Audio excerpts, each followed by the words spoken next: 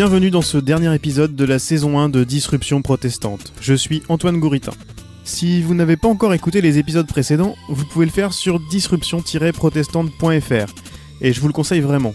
En effet, cet épisode résume un peu tous les sujets qui ont été évoqués depuis le début à travers une histoire, celle d'un échec. Depuis le début de la diffusion de la série, j'explique que son but n'est pas de dissuader les aspirants entrepreneurs de se lancer, mais simplement de mettre en lumière la part d'ombre du milieu et les difficultés qu'ils vont rencontrer. Apprendre pour se lancer en connaissance de cause donc. Dès le début, je savais que je voulais terminer la saison par une histoire de boîte qui se plante. Je n'avais pas envie de vous raconter l'histoire d'une boîte qui démarre un peu à l'arrache autour d'une idée bancale et qui s'arrête au bout de quelques mois. Trop simple, trop courant. Mais avant de vous faire rencontrer mon invité, je vais vous faire écouter ce grand évangéliste du modèle start-up aux États-Unis qui s'exprime sur le sujet de l'échec. Mais il y a quelque chose de plus subtil, c'est le facteur culturel. En Europe, l'échec c'est très grave. Si en sortant de l'université vous loupez votre coup, cela vous suit toute votre vie. Alors qu'en Amérique, à Silicon Valley, on passe son temps à échouer. Quand on se casse la figure, on se relève et on recommence. Vous aurez peut-être reconnu Steve Jobs. Eh bien, figurez-vous que cette interview date de 1984. Cet extrait est pourtant bien d'actualité. C'est devenu l'un des leitmotifs du milieu start-up en France, notre culture ne valorise pas assez l'échec. Je partage bien entendu ce constat. La Startup Nation s'y accroche avec des phrases toutes faites répétées comme des mantras. Par exemple, « Je ne perds jamais, j'apprends ». En tant que Rennais, je ne peux que souscrire à ça. Le Stade Rennais a beaucoup appris depuis quelques décennies. Allez, siffle, monsieur! Oui! Et c'est fait! Et c'est fait! Eh oui, magnifique, le Stade Rennais battu par Guingamp. Les Rennais sont abattus, mais on s'en fout! Mais on s'en fout, les Rennais sont abattus. C'est Guingamp qui ramène la coupe. Avis donc aux start-upers de France et de Navarre, jouez là comme le Stade Rennais. Perdez beaucoup pour apprendre beaucoup. La Coupe d'Europe est à ce prix. Blague à part, même si l'échec est omniprésent dans les discours, nous n'entendons jamais ces récits censés être source de motivation et d'enseignement. Alors qu'on entraîne toute une population dans l'entrepreneuriat numérique pour des raisons déjà largement évoquées dans les épisodes précédents, on préfère bien sûr ne parler que des succès inspirants qui représentent une partie infime des startups. Pour éclaircir ce paradoxe, je suis allé à Brest, à la Grande Maison, un espace de coworking géré par le collectif de soutien à l'entrepreneuriat numérique finistérien The Corner. Je retrouve Christelle Lecoq à l'apéro dans le jardin. On a beau être mimé, je regrette d'avoir laissé mon pull à Rennes malgré les 2 rayons de soleil laissant entrevoir un risque d'éclaircie. Christelle a monté en 2014 Be-Sensory, le premier sextoy connecté à une application de lecture. Avant toute chose, je lui ai demandé pourquoi on entend très rarement parler d'histoires comme la sienne alors que l'échec est aussi valorisé par l'écosystème start-up. Pourquoi ? Parce que quand vous avez réussi, vous êtes fabuleux. Quand vous vous êtes planté, voilà, vous êtes plus tellement intéressant. Vous êtes un peu marqué au fer rouge parce que je pense que fondamentalement en France, on n'a pas une vraie culture de l'entrepreneuriat. Les gens ne savent pas vraiment ce que c'est que l'entrepreneuriat et que ils ne voient pas tout ce que ça implique. Et que c'est vrai que s'ils voyaient vraiment, ils feraient un peu comme les Américains ou cette culture anglo-saxonne de dire ouais, un mec qui s'est planté, c'est pas un mec qui rate, c'est un mec qui a osé. Moi, quand j'ai dit, Be-Sensory va aller en liquidation judiciaire, je vois qu'il y avait des gens qui osaient plus me parler. C'est comme si j'étais morte. Les journalistes m'ont dit, vous allez peut-être pas vous accepter de répondre aux questions. Certains m'ont dit, d'habitude, on parle pas des mauvaises nouvelles, mais quand même, comme on a beaucoup parlé de vous, on va quand même faire un papier. Et tout de suite, j'ai pris la parole en disant, j'assume. Bien sûr que je peux pas dire, je suis fière d'avoir liquidé. Bien sûr que non. J'ai pas donné 4 ans de ma vie et de mes tripes sans me payer, tout ça. Enfin, voilà, on prenant quand même beaucoup de risques, en travaillant beaucoup, et de planter aussi les gens qui m'ont fait confiance et qui m'ont apporté des fonds. Bien sûr qu'on peut pas être fier de on n'en est pas fier, ça fait mal, on est en colère. Moi, je suis très en colère parce que je tombe à cause d'autres. Voilà, et j'ai pas de recours. C'est pas une belle expérience. Et en même temps, il faut, et j'ai la chance d'avoir été chez The Corner, ils sont au courant, enfin ils sont dans cette culture-là, d'arriver à me dire très vite, quand ça commence à aller mal, regarde aussi tout ce que vous avez fait. Et le parcours, même si à la fin on se plante, le parcours il a été admirable avec une équipe formidable qui a bossé comme des dingues, qui a mis sur le marché un produit qui n'existait pas, qui a été récompensé au CES, qui était un produit de grande qualité, même si on a foiré les prods. Et voilà, d'être capable de dire on l'a fait, ça on l'a fait. On peut pas nous enlever le fait qu'on a osé, qu'on y a été, on a été chercher les sous, on a fait le truc. Donc je veux rester fière de ça. Voilà. j'assume l'échec. J'étais porteur de projet, donc je peux pas être fière de m'être plantée. Mais je veux être fière quand même du parcours. Avant de lancer le projet, Christelle s'intéressait déjà aux nouveaux modes de consommation de lecture. Par exemple, comment augmenter une bande dessinée avec des QR codes qui donnent accès à du contenu audio ou vidéo supplémentaire. Très vite, elle s'intéresse au sens. Cela permettrait également de redonner une dimension physique à la lecture à un moment où le livre se fait de plus en plus remplacer par des liseuses ou des écrans d'ordinateur. Quand j'ai réfléchi au projet, j'ai d'abord défini ce que je voulais faire et c'était vraiment le concept générique de lecture numérique sensorielle. C'était comment je peux transmettre à quelqu'un qui est en train de consommer un contenu numérique, donc un contenu dématérialisé, que ce soit un e-book, soit une vidéo ou un contenu audio, comment on va pouvoir lui transmettre de vraies sensations physiques. Donc je pensais déjà aux vêtements connectés ou à certains types d'objets pour qu'il ait des sensations ajoutées à son émotion de lecteur et qu'on puisse de nouveau avoir cet attachement qu'on a à l'objet livre parce qu'il nous donne des sensations. Donc c'était vraiment l'axe de travail. Et très vite, j'ai su que la première ligne de business que j'allais développer serait dans le domaine de l'érotisme. Et pour plusieurs raisons. La première, c'est que c'est une littérature qui est faite pour donner des sensations physiques déjà, donc ça paraissait la plus évident, c'était là où ça semblait intéressant tout de suite d'aller plus dans une dimension plus ludique. Et puis parce qu'on était aussi sur une vague d'après 50 Shades of Grey. C'est un livre que que je n'aurais jamais diffusé parce qu'on avait vraiment une dimension militante chez Bisensory, et donc c'est pas un livre que j'aurais conseillé. Mais c'est vrai que ça a quand même eu l'avantage de décomplexer plein de femmes, des millions de femmes partout dans le monde, de lire ce type de littérature et de se libérer, et ça c'était vraiment donc un bon facteur par rapport aux ventes de numérique et de contenu érotique en numérique particulièrement. Et puis il y avait vraiment cette troisième aspect, comme tu l'as dit, c'est toujours dans le domaine du porno ou de l'érotisme que les nouvelles technologies trouvent leurs premières applications, leur premier business. C'est vrai depuis le Minitel, la VHS, la vidéo à la demande, même si sur des chaînes de télé, Canal+, à l'époque, il n'y aurait pas eu le foot et le porno le samedi soir, ils auraient beaucoup plus de mal à convaincre les gens de payer pour regarder la télé, c'était pas dans les usages. Et même si la démarche n'est pas militante au départ, il y avait quand même dans l'esprit de Christelle le fait de proposer des sextoys adaptés aux désirs des femmes, ce qui n'était pas vraiment la préoccupation de l'industrie jusque-là. Une industrie dominée par des hommes. Et je trouvais ça quand même assez agaçant de voir sur certains sextoys qui sont portés par les femmes, finalement ce qui était vendu sur le packaging, c'était que monsieur allait avoir la main sur la télécommande. Donc oui, ok, vous pouvez avoir un sextoy à condition qu'on garde la télécommande. Donc je voulais quand même changer un peu ce paradigme, que c'était intéressant pour une fois de réfléchir sur la dimension de la connexion entre le cérébral et le physique, voilà, qui était, je pense, une approche aussi plus féminine quand ce qui existe pour les hommes, c'est plutôt de la connexion avec du film porno avec des sextoys. Donc c'était une dimension qui avait jamais été faite. Mais c'est vrai que j'avais pas l'intention de revendiquer particulièrement de valeurs féministes parce que j'avais pas l'impression que je devais l'être. En fait, j'avais l'impression qu'on était assez libre et que ce qu'on allait faire, qui était vraiment de connecter un livre érotique à un sextoy, c'était tellement soft parce que on n'a rien inventé, en fait on a associé des choses, mais ça allait pas poser de problème. Donc je me suis vraiment lancée dans ce projet-là en me disant bon, il y a sans doute des personnes qui seront pas du tout intéressées, mais c'est pas très grave si on fait pas un produit pour plaire à tout le monde, sinon on se plante. Mais voilà, j'imaginais absolument pas le parcours de la combattante que ça allait être, et c'est vraiment tous ces écueils-là qui m'ont rendue vraiment engagée, militante, féministe. Ce parcours de la combattante, Christelle l'a raconté un peu plus tard à la conférence TEDx de Rennes. Vous trouverez le lien vers la vidéo de son intervention dans les notes de cet épisode.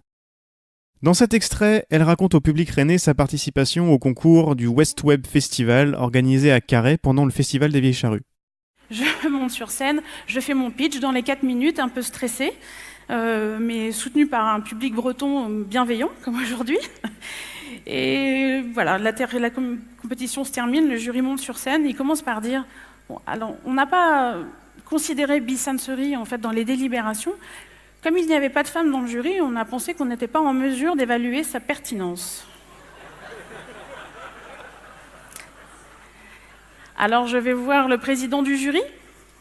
Il me dit « Ah, vous êtes déçu ?» Non, non, je ne suis pas déçue, je suis furieuse. Je suis furieuse d'entendre qu'en 2015, des hommes, mais qui sont avant tout des professionnels du e-commerce, du web, des finances, me disent qu'ils ne sont pas en mesure de juger de la pertinence d'un projet qui s'inscrit sur un marché mondial du sextoy de 22 milliards de dollars. Christelle a donc commencé par pitcher l'idée du Little Bird, le sextoy connecté à une application de lecture, dans des salons et des festivals alors qu'elle n'avait encore rien de concret à présenter. À partir de là, tout s'est emballé. J'avais juste le concept, j'avais le concept lecture numérique sensorielle, j'avais déjà la marque Bisensory, j'avais vraiment... Après, le projet n'a pas tellement bougé par rapport à la manière dont il avait été présenté. C'était assez clair pour moi. Et puis, en septembre, quelques mois après ce premier concours, il y a eu la Tribune a sorti un supplément des objets connectés avec les innovations dans le monde. Et il y avait un seul projet qui était référencé pour la France, c'était Bisensory. Il n'existait rien. Et là, je me suis dit, tiens, c'est peut-être un signe. Il y a des gens du coup qui m'ont appelé, qui ont vu ça dans le journal, ça m'a amené mes premiers investisseurs. Et là, je me suis dit, bon, allez, je crois qu'il faut que j'y aille parce que sinon, je vais regretter de pas le faire. Et à ce moment-là, voilà, il y avait des gens qui étaient à mes côtés depuis le début. Je dis, est-ce que vous voulez venir avec moi dans cette aventure un peu folle? Et puis, j'ai notamment eu un associé qui, lui, un homme et ingénieur, parce que moi, je suis pas du tout ingénieur. Donc, il fallait vraiment que je parte avec quelqu'un, un binôme technique. Et puis après, on a mis plein de gens avec nous. En janvier 2016, Christelle part au CES de Las Vegas. Si vous n'avez pas encore écouté l'épisode 6 avec Olivier Ezrati, spécialiste français du salon, je vous conseille de l'écouter avant d'aller plus loin. Olivier nous expliquait que certaines boîtes françaises se rendaient sur le salon trop tôt, sans produits à vendre et avec le risque de se faire piquer leur idée par des constructeurs copieurs asiatiques. J'ai demandé à Christelle si, avec le recul, elle ne regrettait justement pas d'être allée trop vite au salon. Alors, ça serait vachement facile de dire oui, parce que c'est toujours tellement facile de refaire l'histoire. Donc, mais si je regarde vraiment la situation dans laquelle j'étais quand je suis allée au CES en janvier 2016, je peux pas regretter, parce que si j'avais pas fait le CES à ce moment-là, j'aurais pas levé de fonds. C'est ce qui nous a permis, même sur des partenaires en France, de passer de l'entreprise dérangeante, parce qu'on dérangeait beaucoup avec le sujet du sextoy, du plaisir féminin, de l'érotisme, à entreprise innovante, parce qu'on avait gagné un CES Innovation Award et du coup on était devenu la start-up à suivre. C'est que de la com, mais tu sais, nul n'est prophète en son pays. Et donc en fait ici on était dérangeants, là-bas on était awardés. Donc quand on est revenu ici, c'est quand même ce qui nous a aussi permis de lever des fonds, d'avoir une aide de la BPI et de pouvoir passer en phase de production. Donc effectivement, en réfléchissant comme ça, si j'avais été au CES plus tard avec un stock de Little Bird, j'aurais fait beaucoup de business parce qu'à l'époque, sur le stand, on a eu des demandes de distribution pour 23 pays. Donc c'est clair qu'avec un produit tout prêt, j'aurais eu des commandes et commercialement, ça m'aurait certainement fait... voilà. Sauf que avant d'arriver à faire ça, il faut avoir levé des fonds pour faire le produit. Voilà, donc par quoi on commence et si la vraie analyse de tout ça, enfin le vrai enseignement que je tire de tout ça, c'est que ma principale erreur, c'est d'avoir pas osé partir au tout départ et d'avoir cherché à lever des fonds en France. Et c'est de m'être dit naïvement, en fait, on peut faire ce projet-là en France et on peut faire ce projet Made in France. C'est très douloureux pour moi de dire ça, parce que j'étais vraiment convaincue de cette démarche-là. Et aujourd'hui, le constat, c'est que je pense que si j'étais partie, j'aurais réussi. Quand je dis ça, il n'y a aucune prétention, hein, mais c'est par rapport à tous les freins que j'ai eu ici, mes rencontres avec les investisseurs. Je pense sincèrement que ça m'aurait peut-être pris plus de temps de chercher des fonds, parce qu'il aurait fallu que j'aille dans d'autres pays. Enfin, j'ai pas forcément les réseaux, mais je suis persuadée que j'aurais pu réussir à lever plus de fonds vraiment au tout début au niveau du concept. Voilà. Et ça m'aurait donné beaucoup plus de liberté parce que dans l'histoire de Bisensory, comme à chaque fois j'ai levé de l'argent, mais vraiment toujours ric-rac, le minimum des besoins, j'ai passé beaucoup de mon temps après à chercher de l'argent et à être vraiment trop limite et du coup à pas pouvoir encaisser les incidents qui est de parcours. C'est vrai qu'aujourd'hui, je vois des Mystery Vibe en Angleterre qui font des levées de fonds sur 4 millions sur des toys. Bon, voilà, ça me fait rêver. Je me dis, bon, si j'avais réussi ça, je n'aurais peut-être pas réussi, je serais peut-être allé chercher des fonds et je me serais peut-être bananée, soyons très clairs. Mais si j'avais réussi ça, ça aurait changé la physionomie. Donc le CES, non, je ne regrette pas, parce que ça m'a permis d'avancer dans l'histoire et de faire le produit.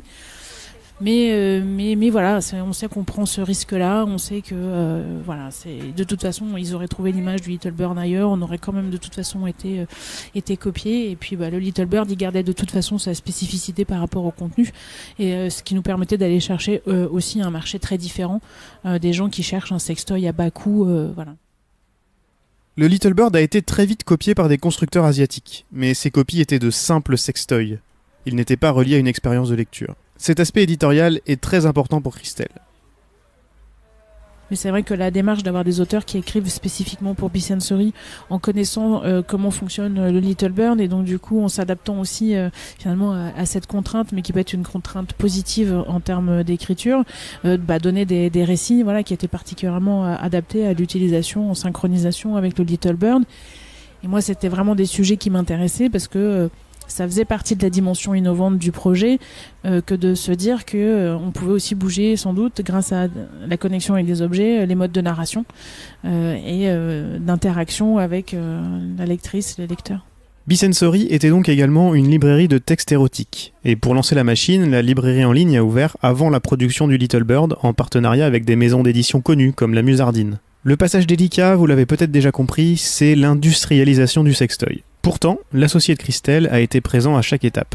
Donc il a surveillé toutes les étapes de production, il a été dans les usines, on a vraiment surveillé, on a choisi un plasturgiste français, même si la réalisation du surmoulage était réalisée en Chine, mais c'était un plasturgiste français qui travaillait toujours avec la même usine, qui avait une personne chinoise dans son équipe en France et qui se déplaçait tout le temps là-bas parce qu'on savait que c'était l'étape qui allait être compliquée, donc on avait quand même fait en sorte de bien border le projet, mais bon ça c'est assez classique. On l'a vu avec plein de gens qui ont fait des produits que 2, 3 productions soient foirées sur la création d'un premier objet ou en tout cas la première série industrialisée. Quand on est un gros et qu'on a une grosse trésorerie, on relance et ça finit par être bon et on y arrive. Quand on a une petite équipe, 6 mois de retard, c'est 6 mois pendant lesquels on doit quand même payer les équipes, pendant lesquels on peut pas avoir de chiffre d'affaires, c'est un produit qu'on peut pas livrer, c'est des distributeurs, forcément dont on perd aussi la confiance et c'est normal. Et puis après, c'est une trésorerie qui a fondu et le jour où le produit arrive, on n'est plus en capacité de le vendre, on peut plus faire de marketing. Et puis surtout, il y a un autre écueil que j'avais peut-être sous-évalué, c'est le problème de marge. C'est-à-dire que on avait un produit made in France puisque en termes de valeur, la grosse valeur était en France, sur moulage étant une toute petite partie et notre fournisseur étant français. Mais tout ça, c'était un choix qui a fait que le produit coûtait cher à fabriquer, comme en plus on fabriquait des petites séries. Et c'est vrai qu'on a aussi un problème de marge, notamment pour l'export et pour les réseaux de vente de sextoys traditionnels qui sont habitués à vendre des sextoys made in China, 100% made in China, et donc avec des marges beaucoup plus intéressantes. Malgré cet échec, l'entrepreneuse a décidé de persister dans cette industrie encore naissante, la sextech. Aujourd'hui, je vais essayer de mettre à profit mon expérience et toutes les claques que j'ai prises pour essayer de faire encore avancer un peu le sujet et puis permettre à certains d'aller un peu plus vite. Puis si je peux permettre à certains de réussir là où moi je me suis plantée, franchement, j'en serais ravie. Aujourd'hui, j'accompagne par exemple un porteur de projet qui bosse sur un sextoy qui est spécifique pour des femmes qui seraient en fauteuil roulant, handicapées ou pour des femmes du 4e âge. Parce on vieillit, mais on peut toujours avoir du désir, et c'est une bonne nouvelle. Et voilà, c'est un sujet compliqué. Lui, il y est aussi arrivé à ce projet-là par un parcours de vie intéressant parce qu'il est tombé très amoureux un jour d'une dame qui était dans un fauteuil roulant. Donc, je trouve ça admirable. Et en même temps, c'est vrai qu'il a beaucoup de réticence à se montrer sur ce projet-là parce qu'il est chef d'entreprise par ailleurs d'autres boîtes. Et donc, il sait que il peut pas tellement s'afficher parce que ça peut lui coûter des clients, une réputation et aussi cette image un peu de pervers ou de mec un peu louche. Et c'est extrêmement dommage parce que la sexualité, il faut que les gens comprennent que ce n'est pas qu'une histoire de plaisir ou d'orgasme. En fait, c'est un problème, c'est un sujet, c'est de l'humanité en fait. Et il y a beaucoup de populations qui en sont encore exclues d'une sexualité satisfaisante. Et c'est triste. Ces sujets ont besoin d'évangélisateurs comme Christelle pour faire comprendre qu'il ne s'agit pas de porno et qu'il y a des sujets importants derrière. Son initiative nous ramène à l'épisode 5 de cette saison sur les technologies au service du bien commun. Son nom, Sextech for Good. Pourquoi pas prendre un bâton de pèlerin et aller voir des gens, il doit quand même y avoir en France des gens qui ont de l'argent et qui sont suffisamment ouverts d'esprit pour arriver à monter un fonds spécifique, qui serait vraiment dédié uniquement à des projets sextech. Donc entendons-nous bien, des projets sextech, c'est de l'éducation, c'est de la prévention, c'est de la santé, c'est du plaisir, c'est arrêtons de dire c'est juste pour faire une énième application de film porno en VR. Non, là c'est bien plus large que ça, et c'est des sujets. Aujourd'hui, comment on propose grâce aux nouvelles technologies aux personnes handicapées d'avoir une sexualité épanouie, c'est un vrai sujet. Il y a des gens de la Fondation de France qui y réfléchissent. C'est un vrai problème, par exemple, sur comment on gère ça pour des adolescents autistes. Il y a des vrais sujets, il y a des vraies questions de société. Aujourd'hui, c'est tabou. Comment on y va tous les sujets qui sont liés à la robotique sexuelle. Aujourd'hui, on peut pas avoir d'assistant sexuel en France parce que c'est assimilé à de la prostitution. Eh bien, peut-être que les robots sexuels peuvent être un palliatif. Remplacer ça. Il faut se poser des questions. C'est passionnant.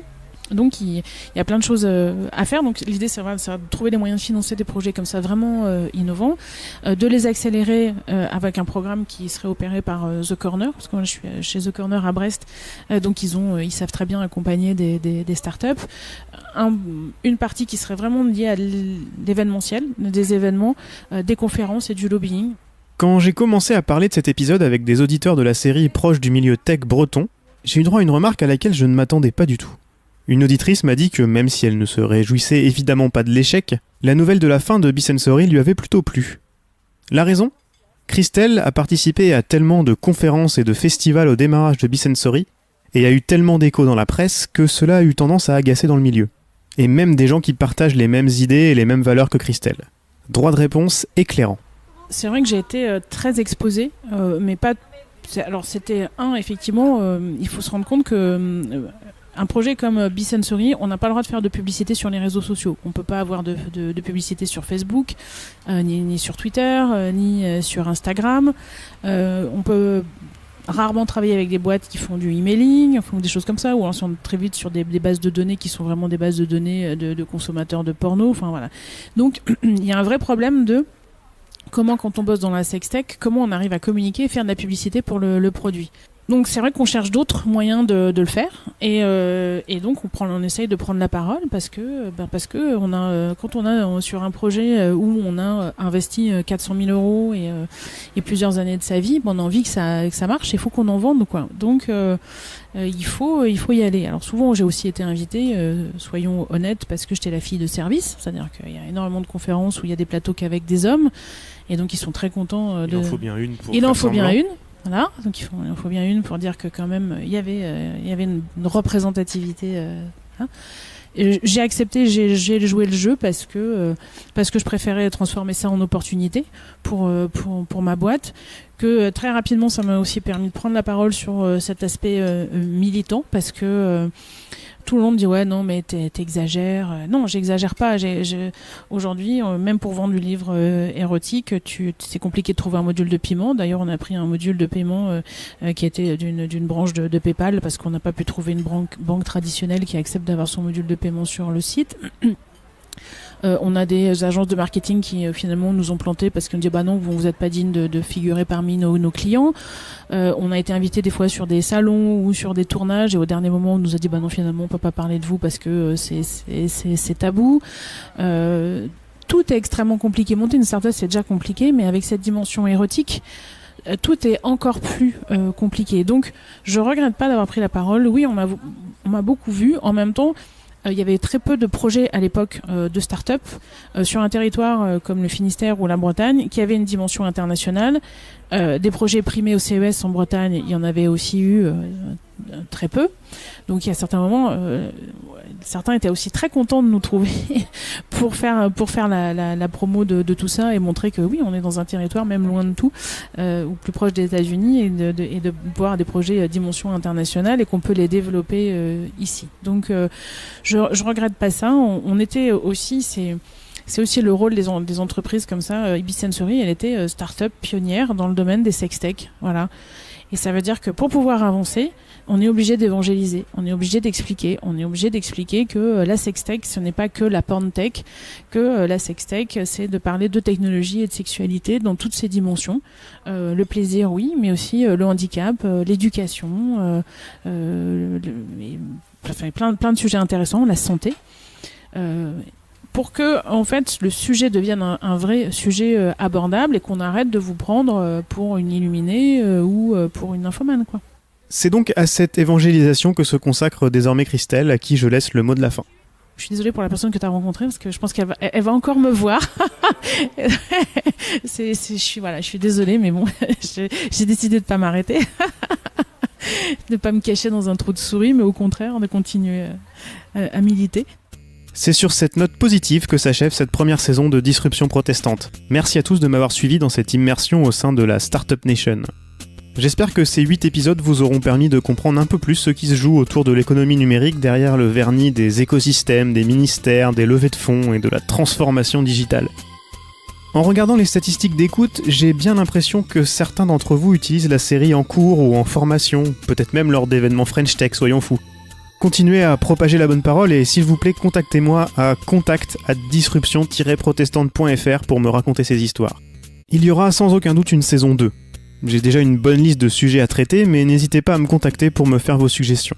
Idem si vous êtes au courant d'une magouille de subventions à l'innovation ou toute autre histoire croustillante à raconter dans un prochain épisode. Que cette histoire soit négative ou positive sur l'utilisation du numérique au sens large. Le but n'est pas de faire le lanceur d'alerte, mais bien de présenter le bon comme le mauvais. Je rappelle l'email, contact@disruption-protestante.fr. Pour finir, je remercie tous ceux qui ont participé de près ou de loin à la production et à la promotion de la série. Retrouvez tous les épisodes de cette première saison sur disruption-protestante.fr et toutes les bonnes applications de podcast. Et suivez l'actu tech sous l'angle de Disruption Protestante sur Twitter, @disruptionpr. Disruption Protestante est une série produite par Antoine Gouritin. La musique originale du générique a été réalisée par Julien Solaire.